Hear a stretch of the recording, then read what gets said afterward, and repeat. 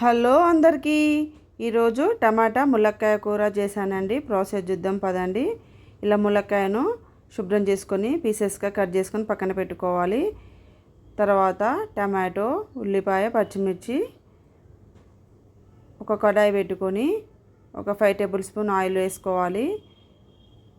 ములక్కాయలు వేసుకొని ఇలా ఫ్రై చేసుకోవాలి. లో ఫ్లేమ్లో పెట్టుకోవాలి, మాడుతుంది. చెక్ చేసుకోవాలి ఫ్రై అయినా లేవా అని. పచ్చివాసన పోయిద్ది. ఇలా ఫ్రై చేసుకొని కర్రీ చేసుకోవాలి, చాలా బాగుంటుంది. తర్వాత పక్కన తీసి పెట్టుకోవాలి. అదే కడాయిలో జీలకర్ర వేసుకోవాలి, ఆవాలు వేసుకోవాలి,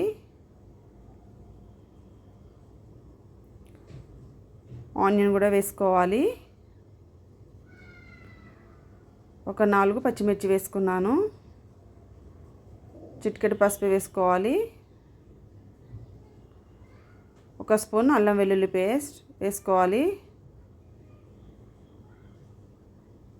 గోల్డెన్ కలర్ వచ్చే వరకు ఆనియన్స్ను వేయించుకోవాలి. తర్వాత ఒక టేబుల్ స్పూన్ కారం వేసుకున్నాను.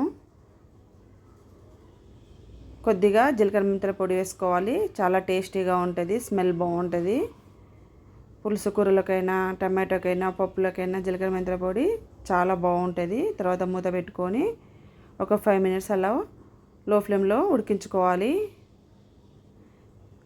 చెక్ చేసుకోవాలి టమాటా ఉడికిందా లేదా అని. ఫ్రెండ్స్, ఈ వీడియో ఫుల్గా చూడండి, స్కిప్ చేయకండి. చూస్తేనే రెసిపీ గురించి అర్థమైద్ది కదా. రుచికి తగినంత సాల్ట్ వేసుకోవాలి. ఇప్పుడు మునక్కాయ వేసుకొని మరొక 5 మినిట్స్ ఉడికించుకోవాలి.